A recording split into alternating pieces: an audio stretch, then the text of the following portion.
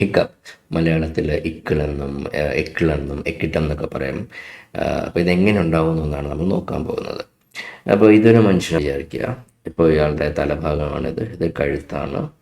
അപ്പോൾ ഇതെന്തായിരിക്കാം? ഇത് ശ്വാസകോശമാണ്. ഇത് ശ്വാസകോശം. ഇത് ട്രക്കിയ എന്ന് പറയും. ശ്വാസകോശത്തിലേക്ക് വായു പോകുന്ന വഴിയാണ് നമ്മൾ. അപ്പോൾ അതിൻ്റെ ഈ കഴുത്തിൻ്റെ ഭാഗത്തായിട്ട് നമുക്ക് ലാരിങ്സ് എന്ന് പറയും. അതിലാണ് വോക്കൽ കോഡ് എന്ന് പറയുന്ന ഈ രണ്ട് പാടകളുള്ള. അപ്പോൾ ഈ വോക്കൽ കോഡ് നമ്മൾ വൈബ്രേറ്റ് ചെയ്യുമ്പോഴാണ് നമുക്ക് ഒച്ച ഉണ്ടാകുന്നത്, നമുക്ക് സംസാരിക്കാൻ സാധിക്കുന്നത്, പാട്ട് പാടാൻ കഴിയുന്നത് എല്ലാം വോക്കൽ കോഡിൻ്റെ വൈബ്രേഷൻസ് കൊണ്ടാണ്. ചിലപ്പോൾ ഈ വോക്കൽ കോഡിനെ സ്റ്റിമുലേറ്റ് ചെയ്യുന്ന അല്ലെങ്കിൽ അതിനെ സപ്ലൈ ചെയ്യുന്ന നെർവിന് ഡാമേജ് വരാം. ഇപ്പോൾ ചിലർക്ക് ഈ തൈറോയ്ഡ് സർജറി ഒക്കെ ചെയ്യുമ്പോൾ ചിലപ്പോൾ ആ നെർവിന് ഡാമേജ് വരാം. അങ്ങനെ ആകുമ്പോൾ ഇത് പാരലൈസ് ആയി പോകും. അപ്പോൾ അങ്ങനത്തെ ആൾക്കാർക്ക് സംസാരിക്കാനുള്ള ബുദ്ധിമുട്ടുണ്ടാവും, അല്ലെങ്കിൽ സൗണ്ട് സർജറിക്ക് ശേഷം മാറിയതായി തോന്നാം, അങ്ങനത്തെ ബുദ്ധിമുട്ടുകളൊക്കെ ഉണ്ടാവാം. അപ്പോൾ ബേസിക്കലി പറഞ്ഞതേ ഉള്ളൂ, ഈ രണ്ട് പാട പോലത്തെ സംഭവങ്ങളുണ്ട്. അതിനെ നമ്മൾ ഇങ്ങോട്ട് വരയ്ക്കുകയാണെങ്കിൽ, ഇവിടെ നോക്കുകയാണെങ്കിൽ ഈ രണ്ട് പാടുകളും ഈ വോക്കൽ കോഡ് എന്ന് പറയും. ഇത് തുറന്ന് രണ്ട് സെപ്പറേറ്റ് ആയിരിക്കുന്ന സമയം വരും. ഇപ്പോൾ ബേസിക്കലി എന്താണ്, അത് തുറക്കും. ഈ ഒരു കവാടം എന്ന് വേണമെങ്കിൽ പറയാം, ഈ ഒരു സ്ഥലം തുറക്കും. അപ്പോൾ നമുക്ക് എന്താ, ഉള്ളിലേക്ക് വായു പോകാം. അപ്പോഴാണ് നമുക്ക് ഉള്ളിലേക്ക് വായു പോകുന്നത്. പിന്നെ ഇത് രണ്ടും തമ്മിൽ അടുപ്പിച്ച് നിൽക്കുകയാണെങ്കിൽ എന്താ സംഭവിക്കുക? അപ്പോൾ ഇതിലേക്ക് വായു കടക്കുകയില്ല, വായു കയറാൻ സാധിക്കില്ല. അത് നമ്മൾ ആദ്യം മനസ്സിലാക്കുക. പിന്നെ ഇത് ശ്വാസകോശമെന്ന് പറഞ്ഞു. പിന്നെ ഇതെന്താണ്? ഇത് ഡയഫ്രം എന്ന് പറയുന്ന ഒരു മസിലാണ്. ഈ ചുവന്ന കളറിൽ കാണുന്നത്, റെഡ് കളറിൽ കാണുന്നത് ഡയഫ്രം എന്നുള്ള മസിലാണ്. ഇത് ഒരു വൃത്തിയില്ലെങ്കിലും ഇത് മനസ്സിലാക്കേണ്ടത് ഇത് വയറാണ്, സ്റ്റൊമക്കാണ്. ഇത് സ്റ്റൊമക്കാണ്. പിന്നെ ഇത് ഈസോഫാഗസ്. ഈ പച്ച കളറിൽ കാണുന്ന ഒരു നെർവാണ്, ഫ്രെനിക് നെർവ് എന്ന് പറയുന്ന ഒരു നെർവാണ്. അപ്പോൾ നമ്മൾ നോക്കുകയാണെങ്കിൽ അത് കഴുത്തിൻ്റെ ബാക്കിൽ നിന്ന്, ബേസിക്കലി സ്പൈനൽ കോഡിൽ നിന്ന് വരുന്ന ഒരു നെർവാണ്. അത് ഈ ഡയഫ്രം എന്ന മസിലിനെ സപ്ലൈ ചെയ്യുന്നുണ്ട്. അപ്പോൾ ഈ ഫ്രെനിക് നെർവ് സ്റ്റിമുലേറ്റ് ചെയ്താൽ ഡയഫ്രം കൺട്രാക്ട് ചെയ്യും, അല്ലെങ്കിൽ താഴോട്ട് വരും. അങ്ങനെ താഴോട്ട് വരും. പിന്നെ ഈ കാണുന്ന നീല കളറിൽ ഉള്ള നെർവ് അത് ബേസിക്കലി ബ്രെയിൻ സ്റ്റെമിൽ നിന്ന് വരുന്നതാണ്, ബ്രെയിൻ്റെ താഴെ നിന്ന് വരുന്നതാണ്. ഇത് വാഗസ് എന്ന് പറയുന്ന നെർവാണ്. അത് ഇപ്പോൾ നോക്കുകയാണെങ്കിൽ ഇവിടെ വോക്കൽ കോഡിനെ സപ്ലൈ ചെയ്യുന്നുണ്ട്, ഇവിടെ ഈസോഫാഗസിനെ സപ്ലൈ ചെയ്യുന്നുണ്ട്, പിന്നെ നമ്മുടെ സ്റ്റൊമക്കിനെ സപ്ലൈ ചെയ്യുന്നുണ്ട്. ഇനി ഈ ഡയഫ്രമിനെ സ്റ്റിമുലേറ്റ് ചെയ്യുമ്പോൾ ബേസിക്കലി എന്താ സംഭവിക്കുക? താഴേക്കാണ് ഇത് കൺട്രാക്ട് ചെയ്യുക. ഇത് മനസ്സിലാക്കണമെങ്കിൽ നമ്മൾ ആദ്യം സിറിഞ്ചിലേക്ക് നോക്കുക. അപ്പോൾ സിറിഞ്ചിൻ്റെ ഇത് താഴേക്ക് വലിക്കുകയാണെങ്കിൽ എന്താ സംഭവിക്കുക? ഇവിടെ എയർ പ്രഷർ നെഗറ്റീവ് ആവും, അല്ലെങ്കിൽ പ്രഷർ കുറയും. അപ്പോൾ എന്താ സംഭവിക്കുക? ഈ പുറത്തുനിന്നുള്ള എയർ അകത്തേക്ക് വരും, അല്ലേ? അതിവിടെ നെഗറ്റീവ് പ്രഷർ വരുന്നുണ്ട്. അപ്പോൾ നമ്മൾ ഇത് താഴേക്ക്, പിസ്റ്റൺ താഴേക്ക് വലിക്കുമ്പോൾ ഉള്ളിലേക്ക് എയർ കയറും. ഇപ്പം ഇവിടെ ഒരു എന്താ പറയുക, ഒരു ഓട്ട ഇവിടെ ആയിരുന്നെങ്കിൽ ഇവിടെ നിന്നും കയറിയാണ്. കാര്യം ബേസിക്കലി ഈ ഒരു ഏരിയയിൽ ഉള്ള പ്രഷർ നെഗറ്റീവ് ആവും. സെയിം ഫങ്ഷനാണ് ഇവിടെ. ഫ്രെനിക് നെർവ് തന്നെ ഫ്രെനിക് നെർവ് ഈ ഡയഫ്രത്തെ സ്റ്റിമുലേറ്റ് ചെയ്യുമ്പോൾ താഴേക്കാണ് ഇതിൻ്റെ കൺട്രാക്ഷൻ വരിക. അപ്പോൾ എന്താ പറ്റുക? ഇവിടെ ഒരു നെഗറ്റീവ് പ്രഷർ, ഈ ഒരു ഭാഗത്ത് നെഗറ്റീവ് പ്രഷർ വരും. അപ്പോൾ എന്താണ്, പുറത്തുനിന്നുള്ള എയർ, വായു ഉള്ളിലേക്ക് വരും, അല്ലേ? അത് മാത്രമല്ല, ഇതിപ്പോൾ ഒരു കമ്പാർട്ട്മെൻറ്റാണ്. ഈ വയറിരിക്കുന്ന താഴെ വേറൊരു ഏരിയയിലാണ്. അപ്പോൾ വയറിൽ നിന്നുള്ള എയറും ഇങ്ങോട്ട് വരാം, ഈ ഒരു നെഞ്ച് ഭാഗത്തേക്ക് വരാം. അപ്പോൾ അതേ രീതിയിലാണ് നമുക്ക് ശ്വാസം എടുക്കാൻ പറ്റുക. അപ്പോൾ നമുക്ക് ശ്വാസം ഉള്ളിലേക്ക് എടുക്കുന്നത് എങ്ങനെയാണ്? ഈ ഫ്രെനിക് നെർവ് ഡയഫ്രം എന്ന മസിലിനെ സ്റ്റിമുലേറ്റ് ചെയ്യുന്നു, അത് താഴോട്ട് പോകുന്നു, നമുക്ക് ശ്വാസം ഉള്ളിലേക്ക് എടുക്കാൻ പറ്റുന്നുണ്ട്. അതേപോലെ ഇത് ഡയഫ്രം തിരിച്ച് മുകളിലേക്ക് റിലാക്സ് ചെയ്യുക, തിരിച്ച് മുകളിലേക്ക് വരുമ്പോഴത്തേക്ക് നമ്മൾ സിറിഞ്ച് ഇങ്ങനെ അടിക്കുന്നത് പോലെ ആയിരിക്കും. തിരിച്ച് പുറത്തേക്ക്, നമ്മുടെ ഉള്ളിൽ നിന്ന് ലങ്സിൽ നിന്ന് പുറത്തേക്ക് വായു അല്ലെങ്കിൽ എയർ പുറത്തേക്ക് വരും.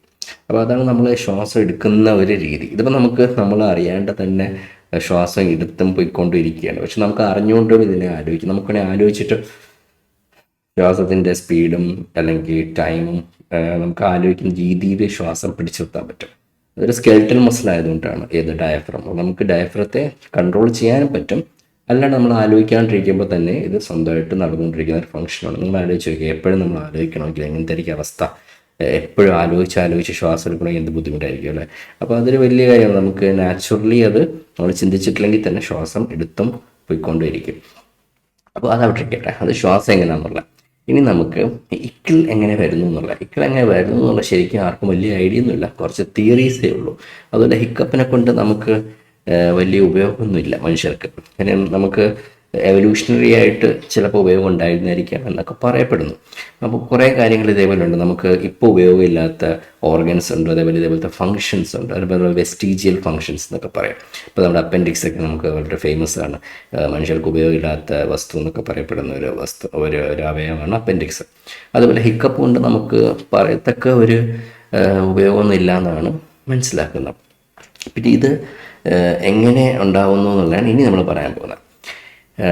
അപ്പോൾ പല റീസൺസിലുള്ള ചില ആൾക്കാർ വളരെ സ്പീഡിന് ഭക്ഷണം കഴിക്കും, ഒരുപാട് ഭക്ഷണം പെട്ടെന്ന് കഴിക്കുക, അല്ലെങ്കിൽ പെട്ടെന്ന് ഈ വെപ്രാളം വരുന്ന സമയം അപ്പോഴേക്ക് ഉള്ളിലേക്ക് ഇങ്ങനെ എന്താ പറയുക, ശ്വാസം എടുത്തിട്ട് വയറിൻ്റെ ഉള്ളിലേക്കൊക്കെ എയർ പോകാം ഈ പെട്ടെന്ന്. അതേപോലെ ഈ ചവയ്ക്കാണ്ട് വേഗം വിഴുങ്ങുന്ന മീൻസ് ഭക്ഷണമൊക്കെ അങ്ങ് വിഴുങ്ങുക സ്പീഡിന്. അപ്പോൾ എന്താ പറ്റുക, അതിൻ്റെ കൂടെ കുറച്ച് വായുവും കൂടെ പോകും. ഈ വായു പോയിട്ട് ഈ വയറിൻ്റെ അവിടെ ഇങ്ങനെ നിൽക്കും, ഈ വയറ് വീർക്കും. അപ്പോൾ വീർക്കുമ്പോൾ എന്താ പറ്റുക, ഈ നെർവിനെ, ഈ വാഗസ് എന്നുള്ള നെർവിനെ സ്റ്റിമുലേറ്റ് ചെയ്യും. അപ്പോൾ ഈ വാഗസ് എന്നുള്ള നെർവ് നേരെ പോയിട്ട് ഇവിടെ നമ്മുടെ തലച്ചുകൊണ്ട് താഴെ, അത് ബ്രെയിൻ സ്റ്റെമിൻ്റെ അവിടെ എന്താ പറയുക, ഇതിൻ്റെ സെൻറ്റേഴ്സ് ഉണ്ട്, റെസ്പിറേറ്ററി സെൻറ്റർ, ശ്വാസത്തിൻ്റെയൊക്കെ സെൻറ്റർ ഉണ്ട്. അവിടെ ഈ ഒരു സ്റ്റിമുലേഷൻ വരും. അപ്പോൾ എന്താ പറ്റുക, ആ ഒരു ഹിക്കപ്പ് സ്റ്റിമുലേഷൻ, ഇത് ബേസിക്കലി ഒരു റിഫ്ലക്സ് പോലെ സംഭവിക്കുക. അപ്പോൾ അതിന് നെർവിനും ഒരു സിഗ്നൽ കിട്ടും. അത് നേരെ പോയിട്ട് ഈ ഡയഫ്രത്തിൻ്റെ താഴോട്ട് പോകാൻ പറയും, കൺട്രാക്ട് ചെയ്യപ്പെടും. അപ്പോൾ എന്താ പറ്റുക, ഡയഫ്രം താഴോട്ട് പോകുമ്പോൾ ഇവിടെ നെഗറ്റീവ് പ്രഷർ വരുമ്പോൾ പുറത്തുനിന്ന് എയർ അല്ലെങ്കിൽ വായു ഉള്ളിലേക്ക് പെട്ടെന്ന് വരും. പക്ഷേ അതേസമയം തന്നെ ഈ വാഗസ് നെർവ് ഇവിടെയും സപ്ലൈ ചെയ്യുന്നുണ്ട്, ഏതാ വോക്കൽ കോഡിനെ. അതിനെ പെട്ടെന്ന് അടയ്ക്കാൻ പറയും. അപ്പോൾ അടയ്ക്കാൻ പറയുമ്പോൾ എന്താ പറ്റുക, ഈ എയറിന് ഉള്ളിലേക്ക് വരാൻ പറ്റില്ല, പെട്ടെന്ന് ടപ്പെന്ന് അടയും. അപ്പോൾ അതുകൊണ്ട് നമുക്ക് ഹിക്കപ്പ് സൗണ്ട് വരുന്നത് ഈ പെട്ടെന്ന് വായു ഉള്ളിലേക്ക് കയറാൻ ശ്രമിക്കുകയും ചെയ്യുന്നു. പക്ഷെ അതേസമയം ഈ വോക്കൽ കോഡ് അങ്ങോട്ട് തമ്മിൽ അടയുന്നു. അപ്പോൾ പെട്ടെന്ന് വരുന്ന എയർ നിൽക്കുന്നതുകൊണ്ടാണ് ആ ഒച്ച ഉണ്ടാകുന്നത്. ഇനി ഇതെന്തുകൊണ്ട്, ഇതിന് ഉപയോഗമുണ്ടോ ഇല്ലയോ എന്നൊക്കെയുള്ളൊരു കാര്യം എന്ന് വെച്ചാൽ, ഈ ചിലർ പറയുന്നത് ഇപ്പോൾ കുട്ടിയൊക്കെ, ഈ പാല് കുടിക്കുന്ന കുട്ടിയൊക്കെ ഹിക്കപ്പ് ഒരുപാട് സാധാരണ വലിയ ആൾക്കാരെക്കാളും അപേക്ഷിച്ച് നോക്കുമ്പോൾ കൂടുതലായിട്ട് കാണപ്പെടാറുണ്ട്. അതിൻ്റെ ഒരു ഗുണമെന്നും പറയുന്നു, അതൊരു അവർക്കൊരു ഗുണം ഉണ്ടാവാം എന്ന് പറയപ്പെടുന്നു. കാര്യം അത് കാരണം എന്താ പറയുക, ഇപ്പോൾ ഈ വയറിൽ എയർ കുറച്ച് പോയി കിട്ടും. എങ്ങനെ, ഇപ്പോൾ പറഞ്ഞില്ല, ഇവിടെ നെഗറ്റീവ് പ്രഷർ വരുന്നത് ഈ ഡയഫ്രം താഴുമ്പോൾ ഈ വയറ് വേറൊരു കമ്പാർട്ട്മെൻ്റ് ആണല്ലോ, ഡയഫ്രത്തിൻ്റെ താഴെയാണ് വയർ. അപ്പോൾ വയറിൻ്റെ മുകളിലുള്ള എയറും കൂടെ കുറച്ച് ഈ ഈസോഫാഗസിലേക്ക് പോകുന്നു, അപ്പോൾ വേറൊരു കമ്പാർട്ട്മെൻറ്റിലേക്ക്, എന്നിട്ട് അടുത്തതിൽ അത് പുറത്തേക്ക് പോകും. അപ്പോൾ അങ്ങനെ ആകുമ്പോൾ നമുക്ക് വയറിൽ കുറച്ച് എയർ പോയി കിട്ടും. അത് ഈ കുട്ടികൾക്കൊക്കെ പാൽ കുടിക്കുന്ന കുട്ടികൾക്ക് പെട്ടെന്ന് കുടിക്കുമ്പോൾ എയർ കളക്ട് ചെയ്ത എയർ പോയിട്ട് ആ സ്പേസ് പിന്നെ വീണ്ടും പാലിന് വേണ്ടി കിട്ടാൻ വേണ്ടിയുള്ളൊരു ഉപയോഗം ഉണ്ടാവുമെന്ന് പറയപ്പെടുന്നു. പിന്നെ നമ്മൾ നോക്കുകയാണെങ്കിൽ ഇക്കിള് ആക്ച്വലി ജനിക്കുന്നതിന് മുന്നേ തന്നെ ഉണ്ടാവും. കാര്യം കുഞ്ഞ് അമ്മയുടെ വയറ്റിലുള്ളപ്പോൾ തന്നെ ഇക്കിൾ ഉണ്ടാവുമെന്നാണ് പഠനങ്ങൾ പറയുന്നത്. അപ്പോൾ അതിനെ ചിലർ പറയുന്ന അതിൻ്റെ ഉപയോഗം എന്ന് വെച്ചാൽ, ബേസിക്കലി വയറിൻ്റെ ഉള്ളിൽ വെച്ചിട്ട് ഒരിക്കലും ഒരു കുഞ്ഞിനെ ശ്വാസം വിടാൻ പറ്റില്ല, ആവശ്യമില്ല. കാര്യം എന്താണ്, പുറത്ത് മുഴുവൻ ആംനിയോട്ടിക് ഫ്ലൂയിഡ് എന്നുള്ള ഒരു ദ്രാവകമാണ്, അല്ലെങ്കിൽ ഒരു വെള്ളം പോലത്തെ ഒരു വസ്തുവാണ്. അപ്പോൾ അത് ശ്വാസം എടുത്താൽ അത് ഉള്ളിലേക്ക് ലങ്സിലേക്ക് ഈ ഒരു വെള്ളമാണ് കയറാൻ പോകുന്നത്, അല്ലെങ്കിൽ ദ്രാവകമാണ് കയറാൻ പോകുന്നത്. അത് നമുക്ക് ആവശ്യമില്ല. അതുമല്ല, വയറ്റിലുള്ളപ്പോൾ കുഞ്ഞിന് ഓക്സിജൻ കിട്ടുന്നത് എങ്ങനെയാണ്, പ്ലാസൻ്റ വഴി, അമ്മയുടെ രക്തത്തിൽ നിന്ന് ഓക്സിജനും ബാക്കി ന്യൂട്രിയൻസും കിട്ടും. പക്ഷേ ഇപ്പോൾ ജനിക്കുന്നതിന് മുന്നേ വയറ്റിലുള്ള കുട്ടിക്ക് ഹിക്കപ്പ് കൊണ്ടുള്ള ഉപയോഗം എന്ന് പറയപ്പെടുന്നത് അവർക്കൊരു പ്രാക്ടീസ്, റെസ്പിറേഷൻ അല്ലെങ്കിൽ ശ്വാസം വിട്ട് ശീലിക്കാൻ വേണ്ടിയുള്ള പ്രാക്ടീസ് ആണെന്ന് പറയപ്പെടുന്നു. അപ്പോൾ അതൊരു തിയറി. പിന്നെ എവല്യൂഷണറി പറയുന്ന വേറൊരു കാര്യം എന്ന് വെച്ചാൽ, നമ്മൾ ഈ പണ്ട് വെള്ളത്തിൽ നിന്ന് കരയിലേക്ക് വന്ന ജീവികളാണല്ലോ. അപ്പോൾ ആ ഒരു ഗിൽസിൽ നിന്നും ലങ്സിലേക്കുള്ള ഒരു ട്രാൻസിഷന് വേണ്ടി ഹെൽപ്പ് ചെയ്ത ഒരു പ്രോസസ്സാണെന്നും പറയപ്പെടുന്നു. അപ്പോൾ ഈ തവളയെ വെച്ചിട്ടൊക്കെയാണ് പറയുന്നത്, ടാഡ്പോൾ. തവളയുടെ അതിന് മുന്നേ ഉള്ളൊരു സ്റ്റേജ് ഉണ്ടല്ലോ, ടാഡ്പോൾ. അപ്പോൾ അവർക്ക് ഗിൽസും ഉണ്ടാവും ലങ്സും ഉണ്ടാവും. അപ്പോൾ ആ ഒരു സ്റ്റേജിൽ ഗിൽസിന് വെള്ളം കിട്ടാൻ വേണം, പക്ഷെ ലങ്സിലേക്ക് പോകാതിരിക്കുന്ന ഒരു രീതി. എക്സാക്ട്ലി അതല്ല, കാരണം ആംഫിബിയൻസിനെ മനുഷ്യനെ കമ്പയർ ചെയ്യാൻ പറ്റില്ല. ആ ഒരു രീതിയിലൊക്കെ എവല്യൂഷണറി ആലോചിക്കുമ്പോൾ ഹിക്കപ്പിനൊരു സിഗ്നിഫിക്കൻസ് ഉണ്ട് എന്നൊക്കെ പറയപ്പെടുന്നു. അപ്പോൾ ഇതാണ് ബേസിക്കലി ഹിക്കപ്പ്. അപ്പോൾ ഇതെന്ന് വെച്ചാൽ, ഇത് നമുക്ക് എല്ലാവർക്കും കുറച്ച് നേരമൊക്കെ നിൽക്കുള്ളൂ സാധാരണയായിട്ട്. പക്ഷേ എൻ്റെ വേൾഡ് റെക്കോർഡ് എന്ന് പറയുന്ന ഒരു മനുഷ്യന് ഏകദേശം 68 വർഷത്തോളം ഇക്കിളുണ്ടായിരുന്നു. അത് റെക്കോർഡാണ്, ഗിന്നസ് ബുക്കിലേക്ക് എത്തിയൊരു കേസാണ്. ഉള്ള പേര് എന്തൊരു ഓസ്ബോൺ എന്നായിരുന്നു.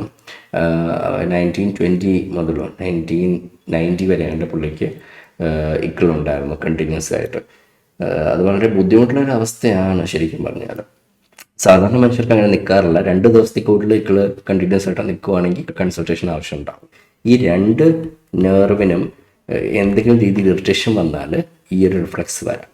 അപ്പോൾ ഈ ചില ക്യാൻസേഴ്സോ അല്ലെങ്കിൽ ചില രോഗങ്ങളൊക്കെ ഈ നെർവ്സിനെ ഇറിറ്റേറ്റ് ചെയ്യാം. ആ സമയത്തും ഇക്കിൾ വരാം. അപ്പോൾ അതൊരു മെഡിക്കൽ കണ്ടീഷനും കാണിക്കുന്നതാവാം, എപ്പോഴാവണമെന്നില്ല, അങ്ങനെ ആവാം. പിന്നെ എങ്ങനെ ഇത് പോകാമെന്ന് പറയുന്നത്, പോകുമെന്ന് വെച്ചാൽ ചില ആൾക്കാരിങ്ങനെ ഈ എന്താ പറയുക, തണുത്ത വെള്ളം കുടിക്കും, അല്ലെങ്കിൽ തണുത്ത വെള്ളത്തിലേക്ക് എടുത്ത് ചാടും, അല്ലെങ്കിൽ ഇങ്ങനെ ഒരു മൂക്കിൽ നിന്ന് ശ്വാസം വിടും, മറ്റേ മൂക്കിൽ ഇങ്ങനെ ശ്വാസം എടുത്തിട്ട് ഒരു മൂക്കിൽ നിന്ന് വിടാൻ നോക്കും.